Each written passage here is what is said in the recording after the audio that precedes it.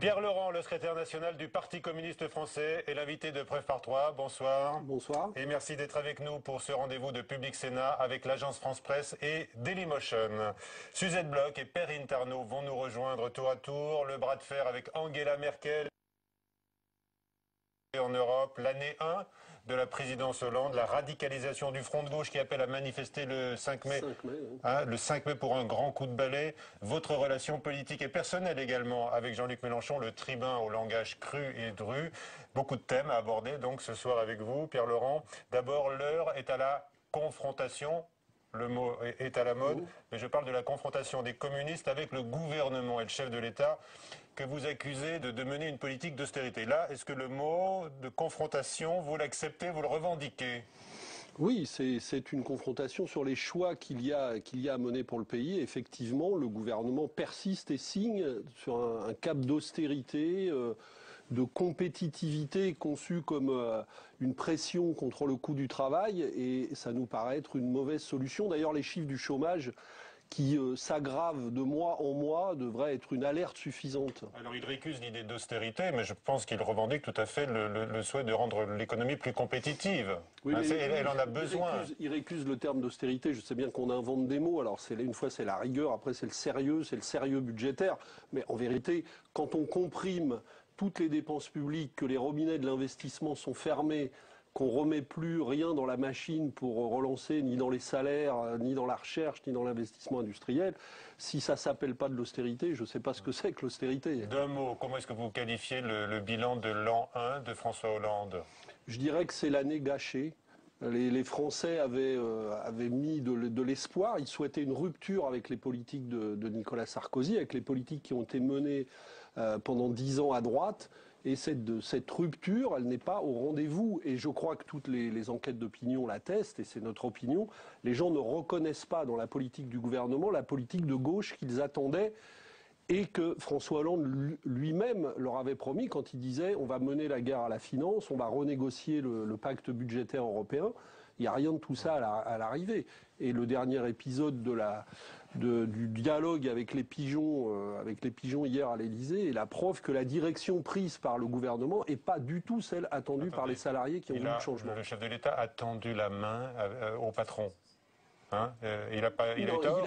Non, les pigeons qui étaient reçus une nouvelle fois, parce que c'est un peu des coqs en pâte à l'Élysée, à chaque fois qu'ils demandent d'être reçus, on déroule le tapis rouge, on leur sert les petits fours, et eux, à chaque fois, viennent avec une seule revendication, c'est exonération fiscale. Et ils l'obtiennent, ils ont été 2 fois à l'Élysée au mois de septembre, octobre dernier, et hier encore, ils arrivent, ils demandent des exonérations fiscales, ils les obtiennent. Et en l'occurrence, on ne parle pas de petites PME, hein, on parle de gens qui gagnent des millions. On parle de start-up, de gens qui gagnent des gens qui gagnent l'État dit on ne veut pas décourager l'esprit d'entreprise. Des millions d'euros par mois, qui gagnent des millions d'euros par mois, par an, excusez-moi, des gens qui sont quand même très à l'aise. Et on leur fait des exonérations fiscales, alors que eux, les Français, ressentent tous les jours la dureté de la crise et les sacrifices qu'on leur demande. Alors, donc il y a une injustice qui n'est pas normale. Parmi les nombreuses mesures effectivement annoncées, notamment sur le plan fiscal, aux chefs d'entreprise à l'Élysée, il y a celle de l'enseignement de l'esprit d'entreprise à l'école, même de la 6e à la terminale. Que pensez-vous de cette idée ? D'abord, ça existe déjà. Il suffit de lire les programmes en économie. On leur apprend davantage la libre concurrence prônée par tous les économistes dominants qu'on ne leur apprend les valeurs de solidarité et de coopération dans le monde économique. Donc, je dis pas que pour une part, ça existe déjà. Mais en plus, qu'est-ce qu'on a besoin dans cette société ? On a besoin de solidarité, on a besoin de coopération, on a besoin de savoir comment justement on arrête avec ces logiques de dumping social, ces logiques de mise en concurrence systématique. Je crois l'esprit d'entreprendre, d'entreprise. L'esprit d'entreprendre. Créer des richesses pour tous, non ? Oui, mais alors s'il s'agit de créer l'esprit d'entreprendre, c'est pour ça qu'on va à l'école d'ailleurs. Hein. On va à l'école pour se doter de capacités et avoir la liberté de choisir. La liberté de choisir et d'entreprendre. Mais il faut que ça aille de pair avec l'enseignement du droit à l'égalité. de la solidarité, de la fraternité. Et finalement, liberté, égalité, fraternité. Présenter comme ça, la suggestion de François Hollande oui, ne vous convient pas. Oui, mais la suggestion de François Hollande, non, telle qu'elle a été présentée hier, elle ne me convient pas, puisqu'il s'agit une fois encore de nous dire que ce sont les valeurs de l'entreprise telle qu'elle est gérée aujourd'hui qui devraient être enseignées à l'école. Alors vous dites année gâchée pour François Hollande. Il y a pas mal de sondages qui en fait réinventent l'élection présidentielle. Elle avait lieu dimanche par exemple. Est-ce que vous regrettez votre vote pour François Hollande ? Non, parce que non, mais parce que si c'était à refaire dimanche prochain, écoutez, vous votez Hollande. J'écoute la si droite. C'était à faire dimanche prochain. J'écoute la droite. D'abord, si c'était à refaire, peut-être que nous serions, nous, le Front de gauche, beaucoup plus haut que nous l'avons été l'année dernière. Donc, je ne suis pas sûr que l'élection se déroulerait de la même manière, avec le même scénario. Il n'est pas sûr que François Hollande soit au second tour, surtout. Oui, évidemment, avec la politique qu'il mène aujourd'hui, et qui tourne le dos à ce que souhaitait et à ce que souhaite toujours la majorité de ceux qui ont voté pour lui, effectivement, il chute dans les sondages, puisque les gens ne se retrouvent pas dans cette politique-là. Mais donc, vous revoteriez pour lui ? Non, parce que oui ou non ? Non, mais c'est pas oui ou non, justement. Non, si je vous donne le choix. Non, mais vous me dites, est-ce qu'on refait l'élection d'il y a un an ? Voilà, ça c'est une chose. Si aujourd'hui il y a une nouvelle élection, ça ne sera pas la même élection, ça ne sera pas les mêmes contours, ça ne sera pas les mêmes résultats. Toutes les enquêtes d'opinion le montrent. Et donc le Front de gauche peut être, je le répète, beaucoup plus haut qu'il n'a été l'an dernier. François Hollande se démène devant les patrons, enfin vous le critiquez quand il les reçoit à l'Élysée, mais il se démène également pour les fameuses mesures de sa boîte à outils. Il a réalisé un déplacement ce mardi au Mureau dans les Yvelines et il voit avec ces mesures pour l'emploi, une manière de redonner l'espérance aux Français. Pas pour vous. Vous croyez sérieusement que ce qu'entendent les Français aujourd'hui, c'est qu'on est en train de reconstruire l'espérance. C'est tout le problème, c'est que les Français sentent bien qu'on est en train de tourner le dos à cette possibilité si on continue dans cette voie-là. Et ils demandent le retour à une politique justement qui reconstruise l'espoir. Et c'est ce que nous voulons apporter. Le Front de gauche met sur la table tous les jours des solutions à cette situation. Nous ne nous réjouissons pas de la situation actuelle. Alors il y a une solution qui est apportée par le groupe socialiste aujourd'hui à l'Assemblée nationale qui dépose la fameuse loi Florange qui avait été annoncée par François Hollande durant sa campagne. Donc obliger un groupe à trouver un repreneur pour un site rentable dont il veut se séparer. Est-ce que ça au moins c'est une bonne réponse pour vous ? La loi Florange, il faudra trouver un autre mot parce que pour Florange il est trop tard. Ce qui est déjà quand même un problème. Ensuite, l'idée de permettre la reprise d'un site dans de meilleures conditions, d'un site rentable qu'un grand groupe abandonne pour des objectifs de rentabilité, c'est une bonne idée et une idée que nous avions soutenue. Maintenant, le projet de loi, pour ce que j'en connais, parce qu'il est déposé aujourd'hui, donc je ne connais pas assez, paraît très peu contraignant en vérité, puisqu'il remet dans les mains des tribunaux de commerce la possibilité de faire pression sur les entreprises. On vient de voir chez Fralib, puisque cette idée est née notamment chez Fralib ou à Petroplus, que les tribunaux de commerce n'ont pas tellement aidé les salariés à s'en sortir. Je crois qu'il y a un grand manque de ce que je connais du projet de loi, mais j'en dirai un peu plus quand je l'aurai regardé très en détail, c'est la question des droits des salariés. Ce qui manque là-dedans, c'est qu'il faut de nouveaux droits pour les salariés. L'entreprise n'appartient pas aux actionnaires, elle appartient à ceux qui produisent les richesses dans cette entreprise. Et les salariés et leurs syndicats n'ont pas assez de droits dans les entreprises sur leur devenir de leur outil de travail.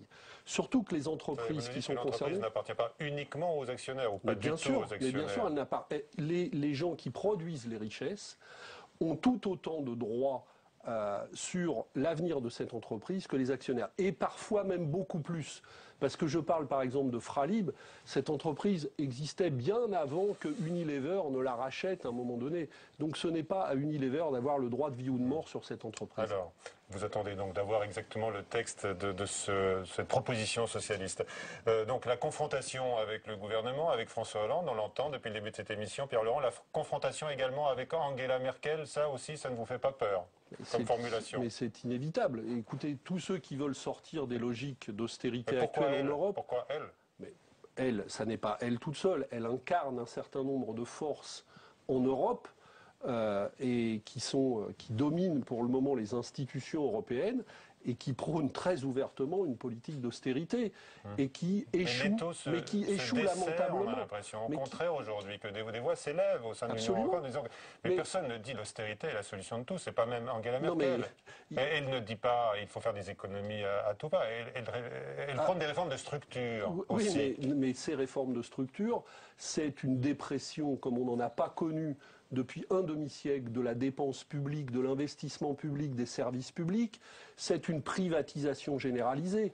En Grèce, il ne va plus rien rester, rien de public. Tout a été vendu. Là, ce qui s'est passé on a obligé les Grecs à vendre tout ce dont ils disposaient. Recul de la production salariale, c'est vrai que c'est pas toujours très agréable. Pas de salaire minimum. Réforme pas de salaire du minimum. travail. Explosion du nombre de contrats, de mini-jobs, des contrats qui sont payés parfois 1 euro de l'heure. Des gens qui, pour maintenir leurs droits au chômage, sont obligés de travailler gratuitement. Alors effectivement, avec ça, on dit ils sont compétitifs. Oui, l'Allemagne fait partie des pays qui tirent vers le bas en ce moment tout le système salarial européen. Et ils l'organisent en Allemagne même et dans les pays qui sont autour de l'Allemagne, la République tchèque, la Pologne, tout ça, où beaucoup de gens travaillent à très bas coût pour l'Allemagne aujourd'hui, pour les grands groupes allemands. Eh bien, ce système-là, il est en train d'enfoncer l'Europe entière. Et effectivement, il faut monter au créneau contre ces politiques-là. C'est la guerre. Non, mais la guerre économique en Europe, c'est Angela Merkel qui la mène pour le moment. Et elle l'amène contre les propres salariés allemands et contre tous les pays européens. Vous avez noté quand même que c'est l'Allemagne qui finance les pays du sud de l'Europe. Non, absolument pas. L'Allemagne, non, mais c'est faux. Mais c'est faux. Non, c'est faux. C'est faux parce que plus de fonds à l'Union européenne. Non. D'abord, l'Allemagne organise des excédents commerciaux complètement déséquilibrés à l'égard de tous les pays européens. Donc l'Allemagne concentre des richesses entre ses mains qui sont produites par beaucoup d'autres en Allemagne. Elle exerce cette pression économique en permanence. Et quand elle prête, c'est pour renflouer le système bancaire. Et en échange, elle demande des sacrifices aux populations. Mais dans les soi-disant plans d'aide qu'on a apportés aux pays du Sud, rien n'a été dans la poche des Espagnols, des Portugais, des Grecs, des Chypriotes. Tout va dans la poche du système bancaire européen pour défendre les intérêts d'un système bancaire qui a beaucoup spéculé, y compris les banques allemandes. On a compris que le mot confrontation ne vous fait pas peur, avec Angela Merkel. Vous votez Barthelone Premier ministre ? Non, moi j'ai beaucoup mieux à proposer. On peut faire une nouvelle majorité avec un Premier ministre du Front de Gauche. Avec un Premier ministre du Front de Gauche. Mais ce qui compte, Jean-Luc Mélenchon. Non, mais il n'y a pas que Jean-Luc Mélenchon. Mais il a dit qu'il était quand il était prêt. Pourquoi pas? Mais il n'y a pas que Jean-Luc Mélenchon au Front de Gauche. On est très nombreux au Front de Gauche avec beaucoup de capacités. Mais moi, beaucoup d'autres qui sont au Front de Gauche. Ce qui compte pour moi aujourd'hui, c'est que la politique gouvernementale actuelle ne rassemble plus de majorité autour d'elle. Les gens qui ont fait majorité en mai dernier ne soutiennent plus cette politique-là. Donc il faut que tous ceux qui ont voulu le changement en mai dernier reconstruisent un contrat politique de changement majoritaire. Et moi, après le 5 mai, nous organisons une grande marche le 5 mai avec le Front de Gauche. On va faire le 16 juin des assises de la refondation sociale et écologique auxquelles les écologistes d'Europe Écologie Les Verts, des socialistes de gauche, beaucoup de personnalités, toutes les forces, tout ça, qui vont venir à ces assises et nous allons commencer à rediscuter. Et vous allez dire à ce moment-là comment vous allez trouver 60 milliards d'euros pour désendetter la France ? Mais absolument. Mais absolument. Il y a beaucoup d'argent à aller chercher dans l'évasion fiscale, par exemple. L'affaire Cahuzac avait ouvert ce débat. Aussitôt, on l'a refermé. Non, il faut continuer ce débat-là. On a une évasion fiscale qui est chiffrée entre 60 et 80 milliards d'euros. Il y a beaucoup d'argent à aller chercher. Il y en a beaucoup d'autres ailleurs aussi. Les socialistes qui vous déçoivent, ce sont les socialistes de droite, c'est ça. Mais c'est les socialistes qui tournent le dos à leurs engagements de gauche. Et il y en a aujourd'hui, malheureusement. Quand j'entends le gouvernement, après que la majorité sénatoriale de gauche tout entière ait voté l'amnistie sociale, changer de position, effectivement, ça n'est plus une position de gauche. On va y revenir dans un instant, Pierre Laurent. Après le 1er mai de la division syndicale, ce mercredi, il y aura donc ce 5 mai la manifestation aux revendications multiples appelée par Jean-Luc Mélenchon qui veut donner un coup de balai. Il l'a dit, je crois que la formule ne plaît pas à tous vos camarades ni à vous-même. Mais officiellement, bien sûr, tout va pour le mieux entre le PCF et Jean-Luc Mélenchon. Avant d'accueillir Suzette Bloch de l'agence France Presse, revue des troupes avec Alexandra Collineau. Bonjour, marche pour la 6ème République, le 5 mai. 7h30 à Paris ce matin, les tracts en main, les militants du Parti communiste mobilisent pour la manifestation de dimanche. Au Parti de gauche aussi, on se prépare pour défiler pour la 6ème République. L'appel est lancé par Jean-Luc Mélenchon. Malgré tout, on l'assure, il n'est pas question de personnaliser l'initiative. Ce n'est pas la manifestation d'une personne, donc personne n'a de mal à se retrouver. Vous verrez la première ligne de manifestation dimanche, ce sera très divers. Il y aura Pierre Laurent, il y aura Jean-Luc Mélenchon, mais il y aura d'autres personnalités. Tout le monde sera donc sur la photo. Encore faut-il être à la bonne place, car Jean-Luc Mélenchon tient le crachoir médiatique. Le Parti communiste, lui, semble s'adapter aux initiatives de l'ancien candidat à la présidentielle, même quand la rhétorique fait tiquer. Nous, la question du coup de balai, la terminologie n'est pas la nôtre. Le parti de gauche a une autre manière de fonctionner, qui est plus une manière coup de poing, qui est plus une manière activiste, entre guillemets. Cela n'a rien de péjoratif. Face au parti de gauche, le PCF se défend d'être naïf et rappelle son assise historique et le poids de ses 140 000 adhérents. Le parti reconnaît néanmoins sa faiblesse sur le terrain. Je pense que le parti de gauche, qui a été quand même très actif, nous a reboosté d'un côté sur des gestes militants que sans doute on avait un peu mis de côté. Le rassemblement se fera donc dimanche sur le pavé. Voilà, Suzette Bloch de l'agence France Presse est avec nous. Bonsoir Suzette. Bonsoir. Bonsoir. Vos questions, Pierre Laurent. Bonsoir Monsieur Pierre Laurent. Alors parlons de ce coup de balai. Alors maintenant, Jean-Luc Mélenchon dit qu'il va apporter une brosse à dents dans la manifestation du 5 mai au cas où il serait mis en garde à vue. Alors c'est déjà un martyr. À quoi joue-t-il? Écoutez, d'abord sur l'histoire du coup de balai. Moi, je croyais que la télévision, l'information, c'était le zapping. Vous, ça fait des semaines que vous êtes sur ça. Nous, on a réglé ça en 24 heures. Il y a eu le lendemain de cette formule une réunion du Front de gauche. On a décidé le mot d'ordre de la manif du 5 mai. C'est contre l'austérité et la finance, marche citoyenne pour la 6ème République. C'est ça le mot d'ordre de la manifestation. Après, chacun va décliner ça comme il l'entend. Moi, je reprendrai pas cette formule-là parce qu'elle me paraît confuse et que j'ai pas envie de cette confusion et que j'ai surtout envie de construire. Moi, je veux que la marche du 5 mai, ce soit le démarrage de la marche des solutions. Parce que dans la situation actuelle, ce que veulent les Français, ce que veut le pays, c'est des solutions à la crise actuelle. Donc moi, j'ai pas envie de dire seulement on va en finir avec ce qui arrive. J'ai fait toute la campagne présidentielle pour dire il faut chasser Sarkozy et à la place mettre des vraies solutions. Et je continue ce combat-là et on voit aujourd'hui qu'à gauche, on avait raison. Il faut écouter ce que dit le Front de gauche et ce que disent beaucoup d'autres gens maintenant. On a besoin d'un autre cap que le cap gouvernemental actuel. Monsieur Mélenchon continue de parler de coup de balai. Il a appelé les gens à venir avec des balais et vous-même, vous avez dit non, nous, on va venir avec des pancartes, la finance dehors, etc. Alors, c'est quoi? Parce que balais nous, contre pancartes comprenez, non mais les pancartes, c'est une bonne chose dans une manifestation. Et en plus, moi, je vous le dis, je pense qu'il faut une manifestation des solutions. Donc, je dis aux gens, venez, investissez la manifestation, c'est la vôtre. Dites, il faut reprendre le contrôle public des banques. Il faut augmenter les salaires. Il faut des services publics. Voilà. Et on lira comme ça dans la manifestation, parce qu'il y aura des milliers de pancartes, ce que devrait être une politique de gauche aujourd'hui. Après, il faut que vous compreniez une bonne fois. Mélenchon, mettez du fond. Alors. Mais il faut que vous compreniez une chose, une bonne fois pour toutes, si je puis dire. C'est que le Front de gauche est constitué de partis qui sont très différents, qui ne sont pas les mêmes, qui n'étaient pas les mêmes et qui ne vont pas devenir les mêmes demain matin. Et ça va continuer parce que nous, on veut encore élargir le Front de gauche à des forces nouvelles. Vont-ils marcher ensemble parce que si tous les matins, on me demande est-ce que vous parlez exactement comme Jean-Luc Mélenchon, avec les mêmes mots, en pensant tout pareil, eh bien non. C'était pas comme ça hier, ça sera pas comme ça demain matin.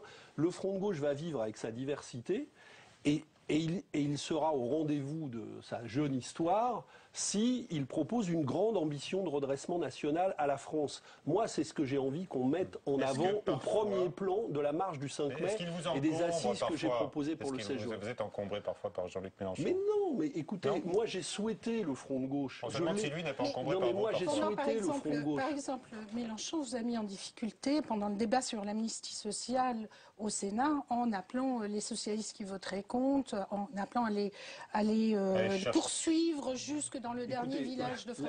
Au moment où vous étiez en train de négocier avec les socialistes. La vie est en train de trancher ce débat. Nous avons, grâce à l'action que nous avons menée, et singulièrement le groupe des sénateurs communistes ici, présidé par mon ami Eliane Assassi, nous avons obtenu que l'ensemble de la majorité sénatoriale vote ce projet. Pas exactement comme nous l'avions proposé, il y a eu des amendements, mais il a voté ce projet-là. On voit bien l'attitude du gouvernement aujourd'hui. Ceux qui avaient des doutes sur le fait qu'on avait, ce jour-là, enfoncer une brèche utile pour les salariés et utile pour le camp à gauche, je crois qu'aujourd'hui ce débat est clos. Jean-Luc Mélenchon a accusé François Hollande de duplicité sur le sujet. Oui, vous avez les mêmes informations. Il vous l'avait dit à vous qu'il était favorable à cette amnistie ? Écoutez, quand on a posé la question au tout début, après son élection, Jean-Luc Mélenchon l'avait posé en étant reçu à l'Élysée et moi-même, il n'avait pas écarté cette hypothèse. Et maintenant, il n'avait pas écarté, mais vous n'avez pas dit, je suis d'accord. Non, il avait, en tout cas, moi, il m'a pas dit qu'il était d'accord. Il a dit faites cette proposition, avancez-la, etc. On l'examinera. Alors, qu'est-ce qui vous différencie du parti de gauche? Qu'est-ce qui vous différencie de Mélenchon? Mais nous avons des histoires différentes. Nous avons une tradition. Moi, ce que je peux dire, c'est ce que j'essaye d'être. J'essaye d'être, avec le Parti communiste, et moi comme secrétaire national, un garant du rassemblement. Moi, je n'ai pas envie de cliver, j'ai envie de rassembler. Parce que je pense qu'il y a des millions de gens aujourd'hui dans ce pays qui cherchent la solution à la situation actuelle, qui n'ont pas envie de cette gauche de l'échec que représente le gouvernement actuel et qui ont voulu le changement en mai dernier pour sortir le pays de la situation actuelle. Eh bien, ces gens-là, aujourd'hui, ils cherchent comment ils vont sortir de la situation parce qu'ils ne veulent pas la politique du gouvernement actuel, ils ne veulent pas le retour de la droite et de l'extrême droite qui se profile si on laisse faire les choses. Eh bien, ils veulent construire autre chose à gauche. C'est ce que je veux faire. Est-ce que vous ne craignez pas une dérive populiste, justement, avec ce parler cru? Moi, je constate tous les jours qu'à chaque fois que nous avons fait des progrès avec le Front de gauche, qu'il y a eu des débats, on est toujours sorti par le haut de ces débats-là. Oui. On en est sorti par le haut et on a été vers un nouveau progrès. Oui. Eh bien, je pense qu'une nouvelle fois, c'est ce qu'on est en train de faire. La marche du 5 mai, ça va être un signal de redémarrage pour les gens de gauche qui cherchent la solution. Et derrière ça, j'ai proposé des assises de la refondation sociale et démocratique le 16 juin. Et je sens qu'il y a des forces, même des forces qui ne seront pas au 5 mai, qui vont venir le 16 juin. Et on va réussir à mettre autour de la table toutes ces forces de changement. Donc on va à nouveau sortir par le haut du débat que nous avons à l'intérieur. Oui, je pense aux écologistes, que j'ai rencontré la direction d'Europe Écologie Les Verts. Et ils nous ont dit qu'ils étaient intéressés pour participer. Je sais que les responsables socialistes de Gauche Avenir sont intéressés pour participer à cette initiative. Nous rencontrons en ce moment beaucoup de responsables associatifs, de responsables syndicaux qui eux aussi cherchent la solution et qui sont intéressés pour venir débattre. Alors attendez, vous voulez ressouder la gauche. On n'a pas l'impression que c'est effectivement l'objectif de Jean-Luc Mélenchon qui est plus. Vous voulez ressouder, vous avez toujours cet espoir de ressouder la gauche. Mais il faut reconstruire les forces. Elles existent, ces forces de gauche dans le pays. Oui, même à l'intérieur du Parti socialiste, on voit bien qu'en ce moment... une partie du Parti socialiste. Vous pensez que, par exemple, aujourd'hui, avec toute cette polémique dont on a parlé tout à l'heure sur l'Europe et Angela Merkel, vous pensez que le PS a explosé, par exemple? Mais je sais pas s'il va exploser. Moi, je suis pas devin, je fais pas de la politique fiction. Ce que je sais, parlez toujours d'une partie du PS. Mais ce que je sais, c'est que je croise des socialistes moi, régulièrement, des électeurs socialistes, qui me disent ça ne va pas la politique gouvernementale. Et qui, eux, veulent une solution à gauche. Et qui n'ont pas envie de s'enfermer dans où je soutiens le gouvernement, où je me tais. Eh bien, ces gens-là, nous devons dialoguer avec eux. Nous devons les rassembler, nous devons les mettre ensemble, nous devons construire un nouveau contrat politique pour dire voilà ce que doit être la politique du pays. Eh bien ça demande du travail, ça demande de la détermination, ça demande de la persévérance, ça ne se fait pas en un jour. Vous menez des discussions avec la gauche du PS? Bien sûr, mais moi je discute avec... mais je discute pas seulement avec la gauche du PS, ce que je constate... Non mais là la question c'est sur la gauche du PS. Oui, j'ai fait... Puis j'en profite pour faire de la publicité. J'ai rencontré à l'initiative de l'Humanité Dimanche Emmanuel Morel et nous publions un entretien commun dans les colonnes de l'Humanité Dimanche qui paraît jeudi 2 mai. Vous êtes le Front de gauche, vous êtes aussi une force d'attraction pour une partie des socialistes, ceux que vous appelez les socialistes de gauche. Oui, non, mais c'est ça votre objectif. Mais moi, je ne les classe pas les socialistes. Chacun si, fait vous avez dit chacun, les socialistes de gauche tout à l'heure. Mais c'est une formule qui, je ne suis pas le seul à l'employer d'ailleurs. Moi. Mais ce que je veux dire, c'est que moi, je ne cherche pas à régler des comptes. Il y a des gens qui ont fait des choix différents des miens. Mais est-ce que M. Morel participe aux assises du 7 juin ? Oui, il dit dans cet entretien qu'il est d'accord pour répondre à notre invitation. Et donc, je pense que ce dialogue va s'élargir. C'est inévitable, puisqu'on vient de le voir à travers le débat qui a lieu au Parti socialiste sur la question européenne. À nouveau, on a enterré ce problème. On a voulu l'enterrer au moment de la ratification du pacte budgétaire européen. François Hollande avait dit il faut renégocier le traité. Il ne l'a pas renégocié, il a dit on le ratifie comme ça. Nous avons alerté, une partie d'ailleurs des socialistes et des écologistes ne l'ont pas ratifié avec nous. Eh bien le débat ressurgit parce que qu'est-ce que tout le monde constate? C'est que si on continue comme ça en Europe, nous allons à la catastrophe. Et donc il faut sortir de cette difficulté. Vous allez vers quoi? Vers un remaniement ministériel Un remaniement ministériel, si on ne change rien à la politique menée, ça ne servira à rien du tout. Donc dire un remaniement ministériel, ça ne suffit pas. On voit bien qu'il faut aller vers une nouvelle politique, un nouveau cap politique. Et que ce cap, pour moi, doit être un cap à gauche. Donc il faut, pour être efficace, parce qu'il ne suffit pas de dire... Pour l'instant, François Hollande est plutôt à l'offensive contre vous. Oui, c'est ce que je constate quand on revient en arrière sur l'amnistie, mais vous avez vu que le contexte a changé. Mais il est en train de s'isoler. François Hollande est en train de s'isoler dans la gauche. Et il faut bien comprendre que la majorité des gens qui ont voulu le changement, de plus en plus, vont dire avec nous et avec d'autres, il faut un autre cap. Et à un moment donné, je crois que nous arriverons à faire... C'est inévitable si nous ne voulons pas aller dans le mur. Qu'est-ce qu'il y a au bout de l'isolement du chef de l'État pour vous? Un changement de cap inévitable. Il va falloir qu'il tienne compte de ce qui va s'exprimer dans le pays, sauf à décider d'emmener toutes ses troupes à la catastrophe et de continuer à y aller tous les matins. Il promet des résultats à la fin du quinquennat. Un gouvernement d'union nationale. Écoutez, pour le moment, on a des chiffres du chômage qui continuent de progresser, mais pas seulement ça, qui prennent une ascension dramatique. On vient de reprendre les expulsions de logements. Alors que nous demandons l'interdiction de ces expulsions. Il faut voir ce qui se passe quand même. Il faut aller dans les quartiers. L'autre jour, une femme de 72 ans, quand les huissiers sont arrivés, ils ont ouvert la porte, elle était pendue derrière la porte à Vénissieux. Donc la misère est en train de grandir, la pauvreté, les gens qui sont exclus, la précarité. Et tous les matins, pour le moment, les signaux qui sont donnés, c'est d'encourager les patrons dans ces stratégies de rentabilité. Si on ne change pas de braquet assez rapidement, comment est-ce qu'on va redresser la situation qu'on explique ? Est-ce que vous ne pensez pas qu'il y a un risque pour que Hollande change le braquet dans l'autre sens, qu'il y ait un gouvernement d'union nationale, comme en Italie ? Mais les gouvernements d'union nationale, l'Italie sort d'un gouvernement d'union nationale. Parce qu'on nous dit, là, c'est formidable, il y en a un. Mais non, mais Mario Monti, quand Mario Monti a été nommé, à part mes amis de Refondation communiste, tout le monde a soutenu le gouvernement Mario Monti. Et tout le monde a dit, formidable, c'est l'union nationale derrière Mario Monti. Résultat, aux élections, quand Mario Monti, qui n'avait jamais été élu par personne, est allé aux élections, il a fait 10% des voix. 9%, 90% des Italiens n'ont pas voté. Est-ce que vous pensez que les Verts doivent quitter le gouvernement ? Mais ça, c'est leur choix. Moi, je n'ai pas à dire aux autres ce qu'ils doivent faire ou pas. Ce qui est certain, c'est que je les entends dire de plus en plus avec moi et avec d'autres que le cap gouvernemental actuel ne convient pas. Alors évidemment, ils sont dans une situation compliquée aujourd'hui. Moi, je n'ai pas envie d'en rajouter à leurs difficultés. J'ai plutôt envie de dialoguer avec eux pour qu'on dise ensemble, voilà dans quel chemin il faudrait maintenant orienter la politique nationale. Un mot, tiens, on a entendu aujourd'hui Bernard Tapie, c'était dans une interview au Parisien, dire qu'il était prêt à aider le gouvernement. Il dit, c'est pas François Hollande qui est dans la merde, c'est son expression, mais c'est la France. Qu'est-ce que vous en pensez de cette offre de service? Oui, que la France soit dans la difficulté, c'est clair.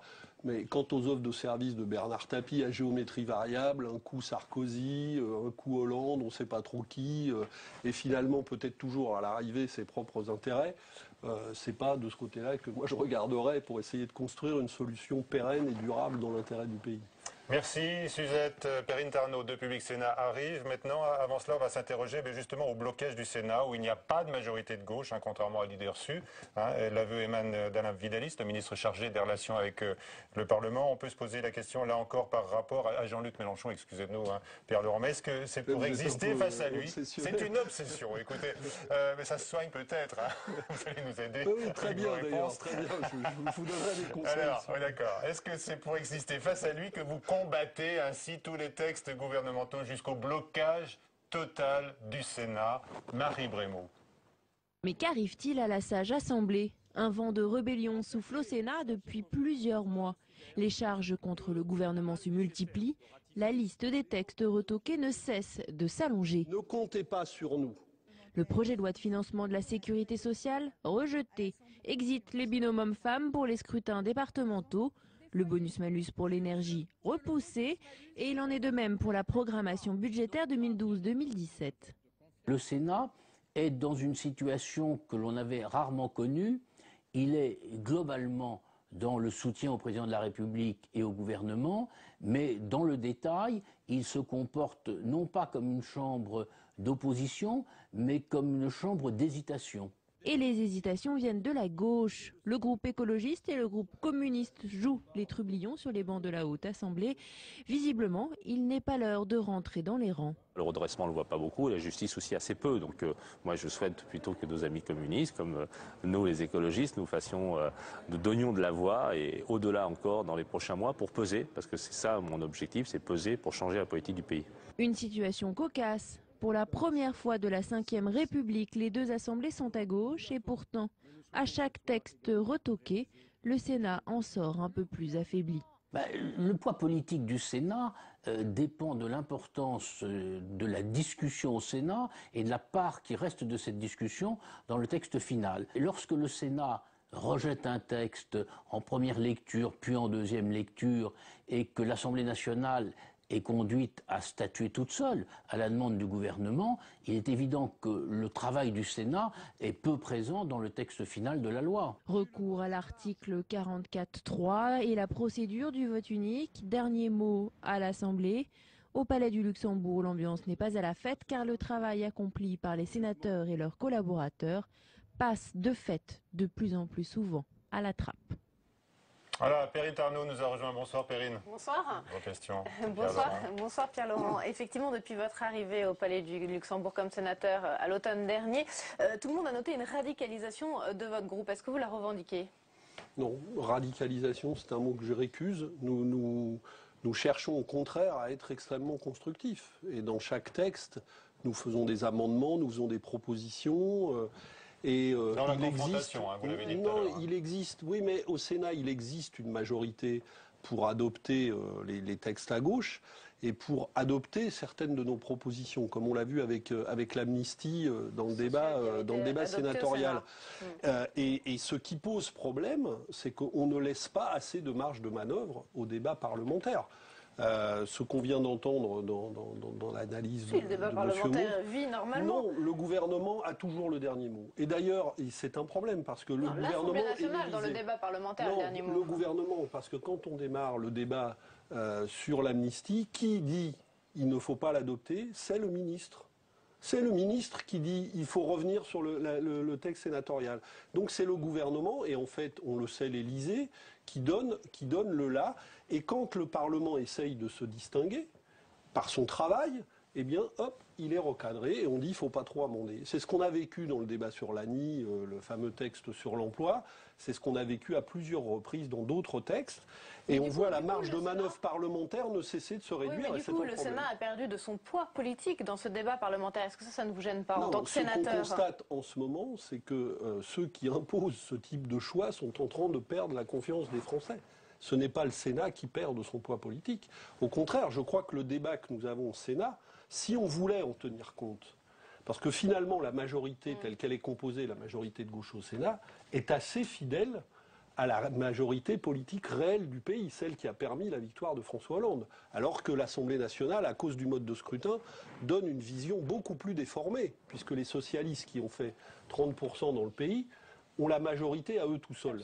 Donc au Sénat, nous avons besoin des Verts, du Front de gauche et des socialistes pour faire une majorité. Si on tenait compte de cette majorité pour adopter les textes, eh bien, on serait plus proche du pays réel qu'on ne l'est aujourd'hui. Mais est-ce que vous pensez que la pression parlementaire telle que vous l'exercez ici au Sénat peut faire évoluer la ligne du gouvernement? Ça, est-ce que c'est une stratégie possible? Ça ne peut pas se faire uniquement dans l'hémicycle, même si nous travaillons à cela, mais nous ne sommes pas suffisamment nombreux pour obtenir ce changement de cap. Mais notre devoir, c'est d'alerter, d'essayer de faire évoluer des choses, et nous le faisons, parce qu'on dit qu'on vote contre tous les textes. Non, il y a des textes que nous avons votés, et des textes que nous avons fait évoluer. Mais je regarde avec le recul, on nous a dit beaucoup, vous refusez le texte sur la ratification parlementaire. Au début, aujourd'hui, le débat sur l'Europe ressurgit. Donc la question que nous posions à l'époque n'était pas totalement stupide.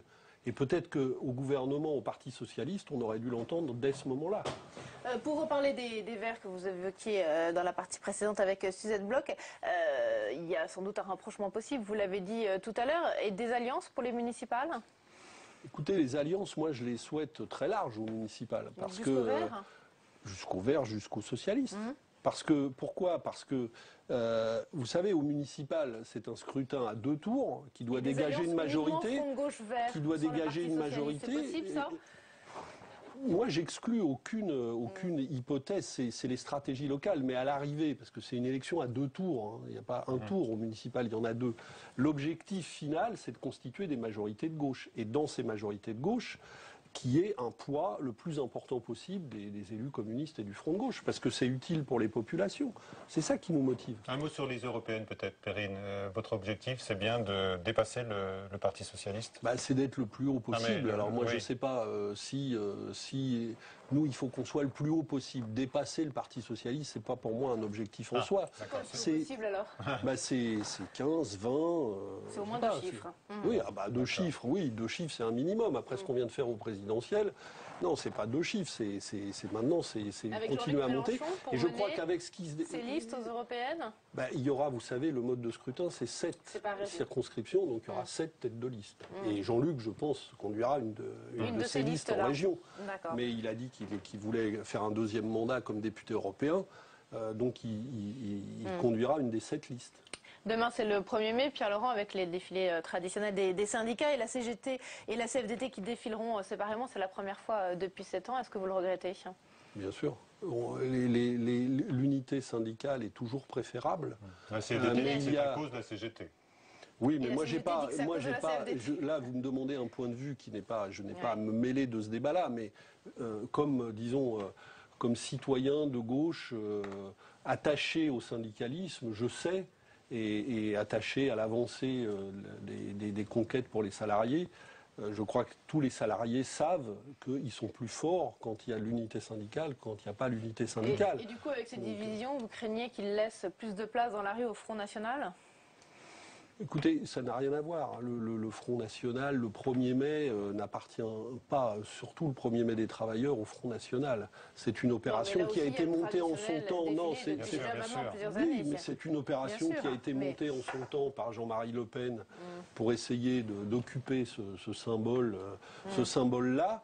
Mais pour moi, il n'y a aucune comparaison possible entre l'un et l'autre. Mais le syndicaliste Laurent Berger, le patron de la CFDT, fait aussi de la politique, puisqu'il dénonce les prises de position du Front de gauche, de Jean-Luc Mélenchon, particulièrement contre la loi sur l'emploi, la flexi-sécurité. Il dénonce le Front de gauche en disant vous faites naître de faux espoirs et en combattant cette réforme qui comporte des avancées pour les salariés, c'est son point de vue, et vous faites monter le Front National. Il vous accuse directement. Écoutez, cet accord qui est devenu un projet de loi gouvernemental et que nous avons débattu, nous l'avons étudié de près. Nous, on s'est décidé à partir du texte. Oui, les syndicats qui l'ont signé aussi. Oui, bien sûr. Mais il faudra m'expliquer, il faudra que les syndicalistes qui l'ont signé m'expliquent pourquoi les accords de compétitivité qui était jugé négatif par tout le monde et qui consiste à quoi? À donner aux patrons la possibilité de venir devant des salariés et de leur dire vous allez devoir travailler plus, vous allez devoir baisser vos salaires, vous allez devoir renoncer à ça ou à ça, et je maintiendrai votre emploi pendant 2 ans.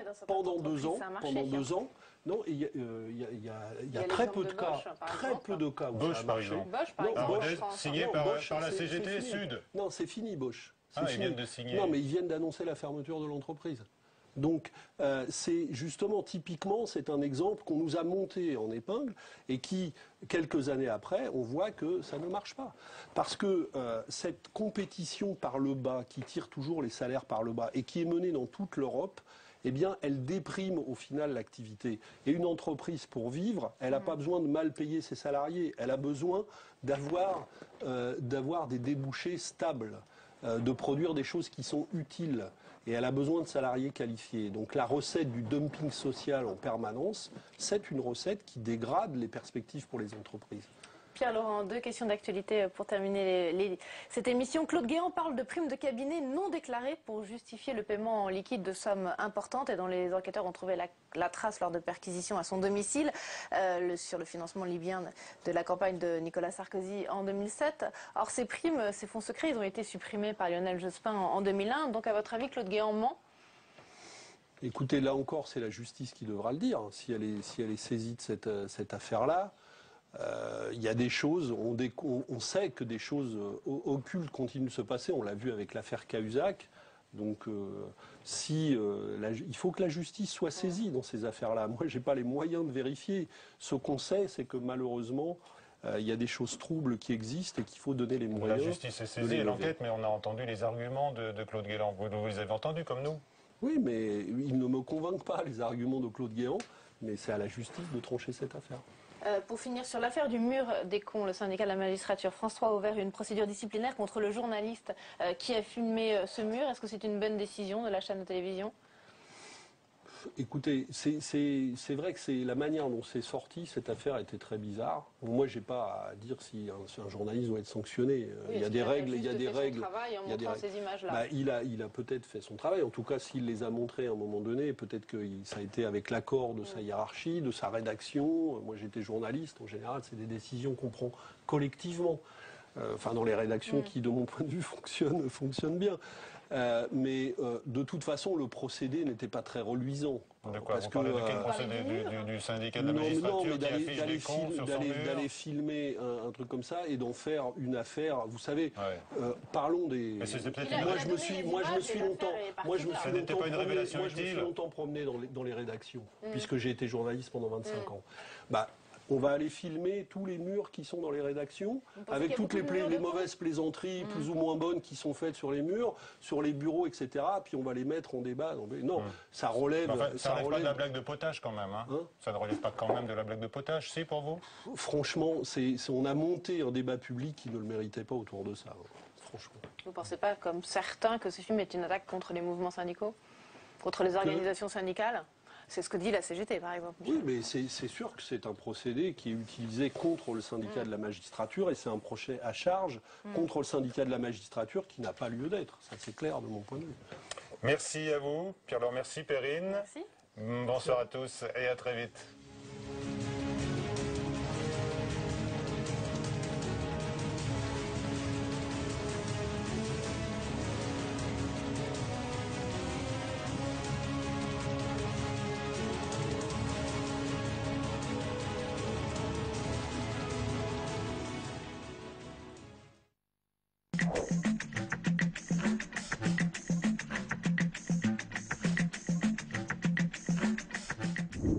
Entre 1960 et 1996, la France a procédé à 210 tirs nucléaires dans le Pacifique ou en Algérie, en atmosphérique ou en souterrain. Dans quelles conditions de sécurité ? Eh bien, aujourd'hui, le voile se lève petit à petit et ce qu'on découvre ne correspond pas vraiment à ce qu'on nous avait raconté. Et c'est nucléaire, un héritage sans fin, c'est le docu et le débat de la semaine sur Public Sénat.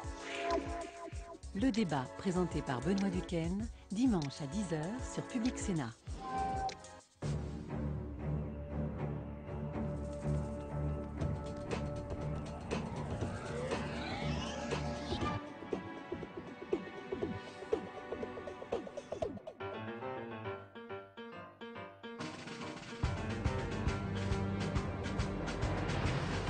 C'est un château de conte de fées, un château merveilleux qui se détache dans le bleu du ciel du département de l'Oise. Des tours, des coursives, presque à lui seul, le décor d'un Moyen-Âge et d'une Renaissance idéale.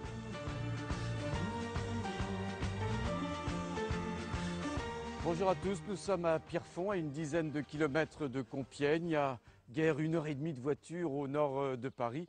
C'est ici, en 1382, que le fils du roi Charles VI, Louis, duc d'Orléans, fit construire une véritable forteresse. Plus tard, Louis XIII fit bombarder le château avant que Richelieu, qui n'aimait guère les féodaux, lui donne le coup de grâce. Le château est détruit, il est démantelé. En 1617, Pierrefonds brûle.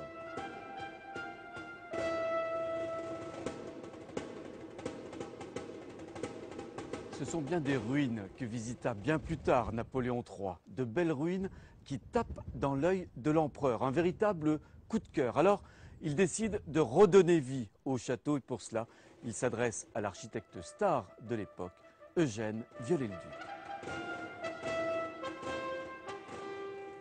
Bonjour Isabelle de Gourcuff. Bonjour. Vous êtes administrateur du château de Pierrefonds. Alors pourquoi Napoléon III, j'allais dire, est tombé amoureux de ces ruines, de cette ancienne forteresse qu'il a voulu ensuite restaurer? Il y a plusieurs raisons. Il y a d'abord, je pense, des raisons pratiques. La première est que son oncle, Napoléon Ier, avait racheté les ruines du château lorsqu'il habitait à Compiègne. Pourquoi a-t-il racheté, Napoléon Ier, les ruines du château? C'est que le village de Pierrefonds était alors très à la mode, on est en plein dans le pittoresque, et ces ruines formaient finalement pour lui un projet. Il ne savait pas trop ce qu'il voulait en faire, mais il les a rachetées au moment de son mariage avec l'impératrice Marie-Louise. Ensuite, il y a des raisons politiques, bien évidemment. C'est que le prestige de l'empereur avait besoin d'être affirmé à travers une réalité architecturale. Et il y a évidemment un projet d'une part de continuité dynastique avec son oncle, et d'autre part aussi d'affirmer sa puissance, mais dans le goût d'une tradition. Alors ce chantier de restauration a duré combien de temps? Le chantier a débuté en décembre 1857 et il sera définitivement terminé, mais pas inachevé, tout en restant inachevé, parce que le château n'est pas tout à fait terminé, en 1885.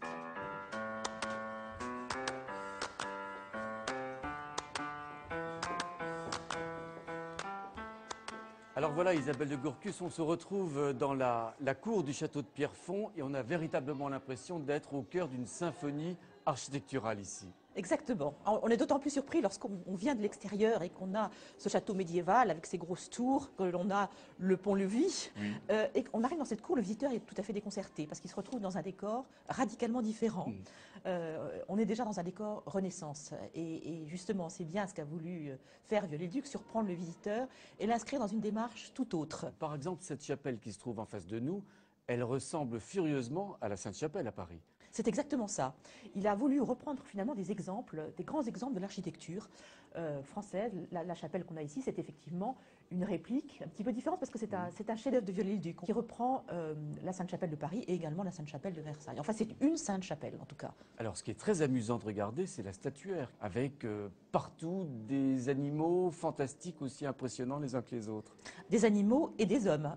Dans ce portique, puisque nous sommes ici dans le portique, nous avons une illustration extrêmement intéressante des métiers, par exemple. C'est-à-dire que Viollet-le-Duc, à travers l'exemple de Pierrefonds, a voulu montrer et a voulu ressusciter des métiers artisanaux qui avaient un peu disparu au moment de la Révolution, après l'abandon de la loi sur les corporations. Et il a voulu remettre en scène ces métiers du Moyen-Âge, se considérant lui-même l'architecte comme le maître d'œuvre des grands chantiers des cathédrales.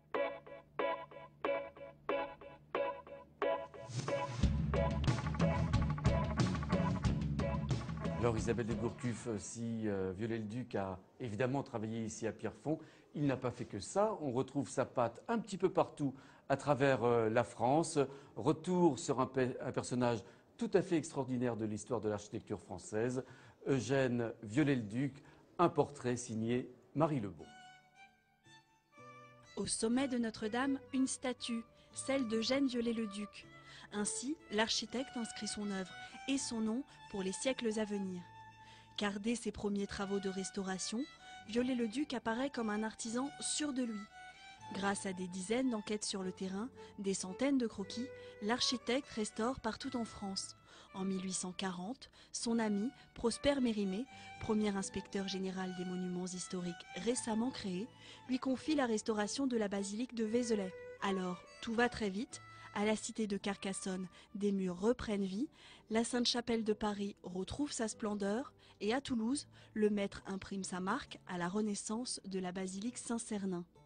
La sculpture, le dessin, le mobilier ou encore l'enseignement sont autant d'autres cordes à l'arc de Viollet-le-Duc. Soucieux d'élever l'architecture et l'histoire de l'art médiéval au rang de discipline majeure, il aura autant d'élèves que de détracteurs. Finalement, Isabelle de Gourcuff, on a l'impression que Viollet-le-Duc était un sacré personnage quand même. Oui, c'est un personnage très complexe, aux multiples facettes, et je crois qu'on a ici quand même une lecture de sa vraie personnalité. Alors, on a difficilement la compréhension de ce qu'il avait véritablement en tête. Est-ce qu'il pensait restauration ou est-ce qu'il pensait reconstruction lorsqu'il a entamé ce très vaste chantier de Pierrefonds? Napoléon III passe commande pour la restauration, pour relever les ruines du château de Pierrefonds. C'était ça d'ailleurs la première commande, lorsque les travaux commencent en 1857.